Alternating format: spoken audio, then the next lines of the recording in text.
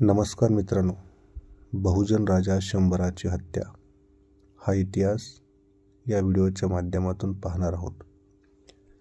विदेशी युरेशियन ब्राह्मणांचा या देशावरील आक्रमणाचा इतिहास ब्राह्मण लोक विना चर्चेने डावलत असतात.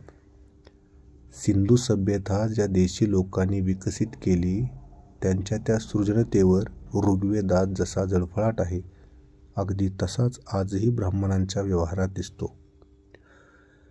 मूलनिवासी बहुजन महापुरुषांच्या हत्येच्या इतिहासाचे पहिले पान हे राजा शंभराच्या रक्ताने माखलेले आहे. हडप्पा मोहेंजोदडो ही नगरे विदेशी युरेशियन ब्राह्मणांनी नष्ट केली आहेत. त्यासाठी त्यांनी वाटेल त्या कपटाचा सहारा देखील घेतला आहे. महाराणी दानूचा शूरवीर व अजिंक्यपुत्र शंभर होय. 99 दुर्ग ही या शूरवीर राजांनी बनविली. नंतर 100वा किल्ला अथवा नगर बसविले. राजा शंभरामुळेच 99 नंतरच्या आकड्यास अर्थ आणि ओळख मिळाली. ऋग्वेदामध्ये पूर, नगर यांना नष्ट करणे, लुटणे, जाळपोळ करणे या असंख्य घटनांचे संदर्भ दिसून येतात. विदेशी युरेशियन ब्राह्मणांनी 12 प्रकारची युद्धे सिंधू राजांशी केल्याचे पुरावे ऋग्वेदात पाहावयास मिळतात. आता आपण दस्यू हत्या म्हणजे काय पाहू.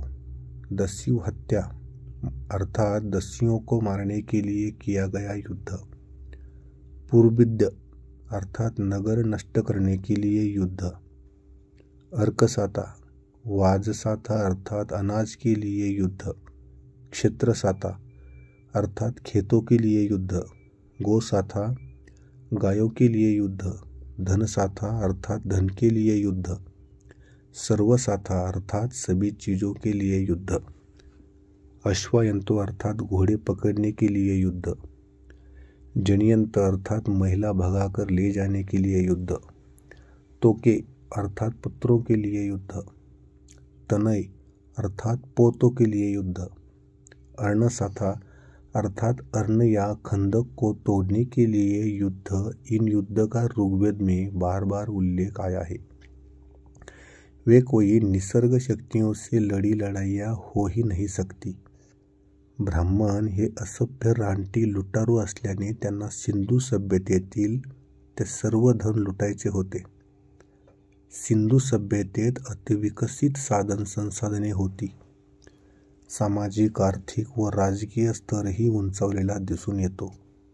पण त्याच्या प्रगतीस विदेशी युरेशियन ब्राह्मणांच्या षड्यंत्राने अवरोध निर्माण केला. विदेशी ब्राह्मण संख्येने अल्प असल्याने प्रत्यक्ष सामने व युद्ध करण्यास त्यांचे मन धजत नव्हते. एवढेच नव्हे तर सर्व दुर्गामध्ये म्हणजे नगरामध्ये प्रवेश करणे ही ब्राह्मणांना महाग कठीण होते. कारण त्या ठिकाणी रस्ते हे बुचकळ्यात टाकणारेच होते. म्हणून ऋग्वेदात अशा नगरांना विस्मयकारक ढगांनी व्यापलेले असे वर्णन आढळते. ब्राह्मणांचा हेतू हा केवळ नगरेच लुटण्याचा नव्हता, तर तेथील देशी म्हणजे मूल निवासी जनतेला दास म्हणजे गुलाम करण्याचाही होता. ब्राह्मणांना आपले वर्चस्व हे जितेपणातच दिसते. त्यासाठी ते वाटेल त्या षड्यंत्राचा सहारा घेतात. सुंदर, अपूर्व, अद्वितीय आणि अजिंक्य अशा नगरांचा नाश करताना क्रूर, विकृत व निर्दयी विदेशी ब्राह्मणांना किती अत्यानंद झाला याची वर्णने ऋग्वेदाच्या प्रत्येक रचेत भरलेली आहेत.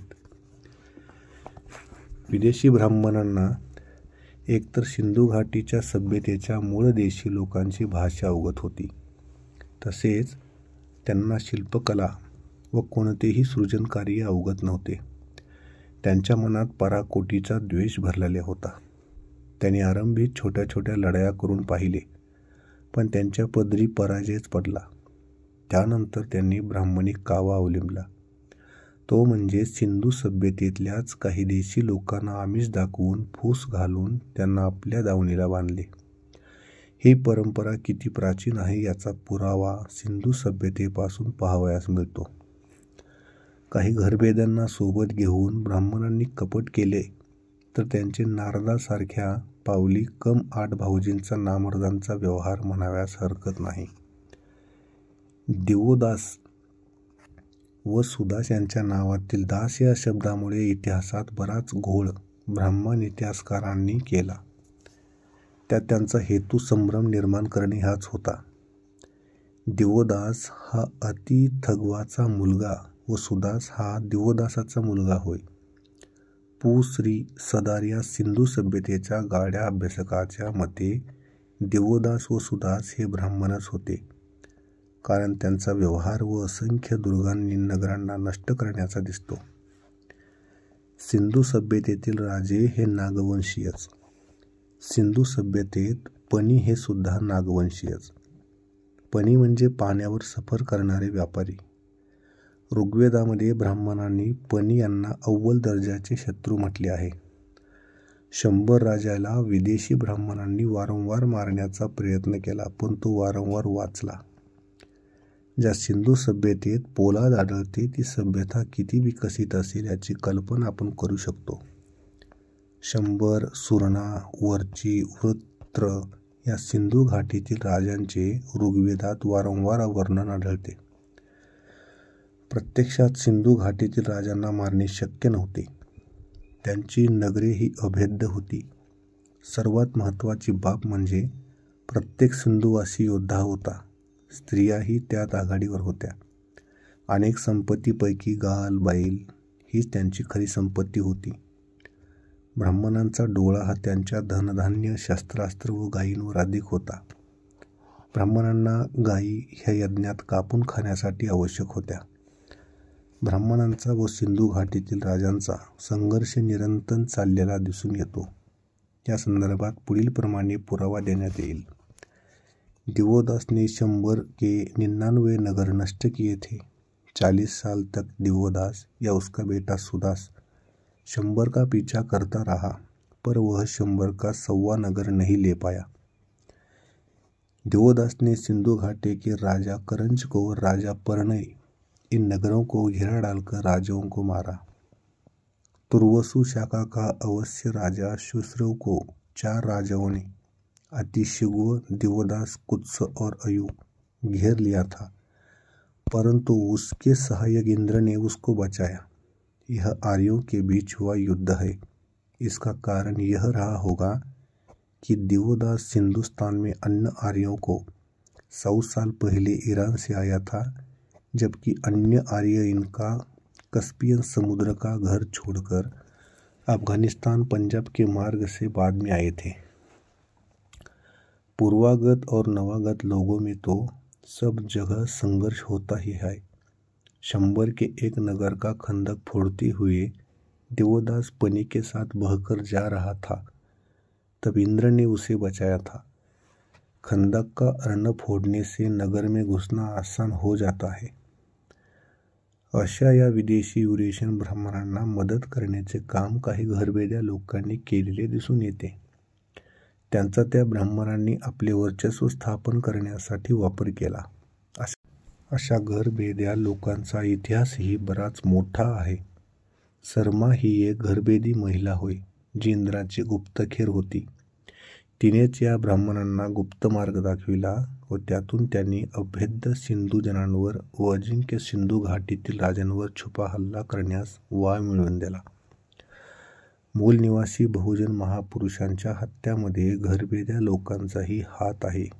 सरमा ही ब्राह्मण नायक इंद्राची गुप्तहेर होती. ब्राह्मणांनी तिचा वापर गुप्त मार्गाने सिंधू नगरामध्ये प्रवेश करून हल्ला करण्यासाठी केला व आपल्या सभ्यतेचे ऋण मानून त्यासाठी सत्कार कर. परंतु सरमेच्या डोळ्यावर ब्राह्मणांनी जी भ्रमाची पट्टी बांधली होती, त्यातून सिंधू जनांचा सत्यानाश करण्यास अशा औलादींची त्यांना मदत झाली असे दिसून येते. सरमेचा आणि पणीजनांचा संवाद ऋग्वेदाच्या 10व्या मंडलामध्ये आहे. आश्चर्य म्हणजे वर्णव्यवस्थेसंदर्भातील श्लोक हे सुद्धा त्याच मंडलात आहेत. घरबेद्या लोकांचा कशा तऱ्हेने वापर विदेशी ब्राह्मणांनी केला हे समजून घेण्यासाठी तो मूळ संवाद काय आहे हे आपण जाणून घेणार आहोत. ब्राह्मण संस्कृत पंडितांनी सिंधूजन हे पापी दाखविलेले आहेत. पण विदेशी ब्राह्मणांनी कोणते सृजन कार्य लुटविण्याशिवाय केले हे काही ते दाखवू शकले नाहीत. हडप्पा मोहेंजोदारो ही नगरे जाळून टाकण्यात आली आहेत. याचा ओझरता निर्देश ऋग्वेदाच्या श्लोकामध्ये आहे. पणी हे कोण आहेत तर हे सिंधूजन आहेत. ते नागवंशी आहेत आणि यज्ञविरोधी आहेत. तसेच ते फार जिद्दी आणि वैदिक कार्यांचे कट्टर विरोधी देखील आहेत असे वर्णन ऋग्वेदात केलेले दिसून येते. ते अय्यजवन म्हणजे यज्ञ न करणारे, बेकनाट म्हणजे व्यापारी, बृदवाच म्हणजे नागवंशीयांच्या परंपरेनुसार वाचेला फाडून चिन्हरूपी म्हणजे कटू म्हणजे खरे बोलणारे, भाष्य करणारे नागवंशी लोक होते. ग्रंथीन म्हणजे विदेशी ब्राह्मणांना अपरिचित अशी भाषा बोलणारे लोक असे वर्णन केलेले आढळून येते. पणी हे सर्मेला समजविण्याचा प्रयत्न करतात, पण सर्मा उर्मटपणे त्यांना भय उत्पन्न व्हावे असे बोलते. तिच्या बोलण्यातून हे जाणवते की तिने भुयारी गुप्त मार्गाने त्या विदेशी इंद्र ब्राह्मणांना आपल्यासोबत आणले होते. ती उन्मत्त होऊन पणीजनांना ब्राह्मण नामक इंद्राचे गुणगान गाताना दिसते. त्याचा संवाद याप्रमाणे: पणी, हे दूर देश वर्तित अवर्तीने, तुझे आमच्याशी काय काम आहे? तू रसा नदी कशी ओलांडलीस? रात्रीच्या वेळी तू कोठे राहिलीस? सर्मा: भयमुक्त इंद्रदूती म्हणून आलेली मी त्याच्याच कृपेने रसा नदीचा प्रवाह तरले. पणी, हे इंद्रदूती सर्मे, तुझा इंद्र कसा आहे? आमच्याकडे आल्यास आम्ही त्यास आमच्या गोधनाचा अधिपती बनवू. अधिक जाणून घेण्यासाठी हे रणनीतीपर विधान दिसते. सर्मा: हे पणींनो, माझा स्वामी इंद्र तुम्हास लीलया ठार मारील. पणी: हे सर्मे, आमची शस्त्रे इंद्रा इतकी तीक्ष्ण असून युद्ध केल्याविना आम्ही धेनुमदन सोडणार नाही. सर्मा: हे पापी पणींनो, तुमची शरीरे आणि भाषणे सेना संचालनास अपात्र आहेत. बृहस्पती तुमच्या मार्गात दुःख निर्माण करून तुमचे सुख हिरावून नेतो. पणी: हे सर्मे, आमचे धेनू वृषभ म्हणजे बैल, अश्वादी संपत्ती दगडी किल्ल्यात पणींच्याकडे कोटबंदात पहाऱ्यात आहेत. सर्मा: हे पणींनो, सोममद प्राप्त आणि अशाय्य अंगिरसांनी तुमचे धेनू गोष्ट म्हणजे गोठे विमुक्त करता तुमच्या वल्गना फोल ठरतील. पणी: हे सुबक सर्मे, देवपिडीने त्रस्त होऊन धेनू शोधण्याच्या मिशाने आमिषाने तू आमच्याकडे आली आहेस. आम्ही तुला भगिनी मानून धेनूंची वाटणी देऊ. सर्मा: इंद्र अंगिनीस गणाची भगिनी तुल्य मी तुमचे नाते मानत नाही. मी परत जाताच इंद्रादी देव तुमच्यावर हल्ला चढविल. तुम्ही दूर पळा. सर्मा: या इंद्राच्या गुप्तहेराशी बोलताना सिंधूपणी जन हे काही बोलत आहेत त्यात ते अत्यंत सभ्य आहेत, परंतु इंद्राच्या किंवा विदेशी ब्राह्मणाच्या कोणत्याही दबावाला बळी पडणार नाही असेही ते सर्मेला सांगतात. हे सर्मा, आमचे धन हे पर्वतांसारखे सुरक्षित आहे. गाय आणि अश्वांनी ते परिपूर्ण आहे. त्यांची सुरक्षा करण्याइतके पणी शक्तिशाली आहेत. तू गायींचा स्वर ऐकून येथे आली आहेस हे व्यर्थ होय. सर्मा, या गर्भेद्या महिलेने इंद्राकडून बरीच लाचलुचपत किंवा आमिषाने कार्य केले आहे, ज्याचा हेतू या दुष्टतेने कळसच मानायला हवा. राजा शंभराचे असंख्य साथीदार मारले गेले. राजा शंभर व त्यांची माता दानू हे मात्र ब्राह्मण इंद्राच्या तावडीत सापडत नव्हते. राजा युद्ध करून तेथून पलायन करून जात असे. ब्राह्मणांना सिंधू लोकांना गुलाम करण्यासाठी राजा शंभर आवश्यक वाटत होता. शंभर राजा व दानू हे माता पुत्र गुप्त ठिकाणी असताना त्यांचा संशयित मृत्यू झाला. काही विद्वानांचे मत आहे की त्यांना सर्पदंश झाला, त्यातच ते मेले. आमच्या मते असे आहे, राजा शंभराला विदेशी युरेशियन ब्राह्मणांमुळे परागंदा व्हावे लागले. मोठ्या निकाराने तो महान राजा त्या विदेशी ब्राह्मणांशी लढला. शेवटी राजा आपल्या शयनगृहात असतानाच राजाशी दगाबाजी करण्यात आली व त्या महान राजास विषप्रयोग करून शेवटी मारण्यात इंद्र यशस्वी झाला. राजा शंभर व अनेक राजांची हत्या ही विदेशी युरेशियन ब्राह्मणांनी छळ, कपट आणि वाटेल त्या षड्यंत्राचा सहारा घेऊन केली. विदेशी ब्राह्मणांनी मोठमोठ्या नगरांना जाळले, गायी कापून खाल्ल्या, दारू पिऊन मदमस्त झाले आणि मूलनिवासी बहुजनाच्या मातृभूमीवर सिंधूजनांचे रक्त सांडवून ते त्यावर थयथया नाचले. 100 राजा इंद्राच्या हातून मेला नाही म्हणून अखेर घरभेद्यांचा वापर करून 100 राजाला विष प्रयोग करून मारले.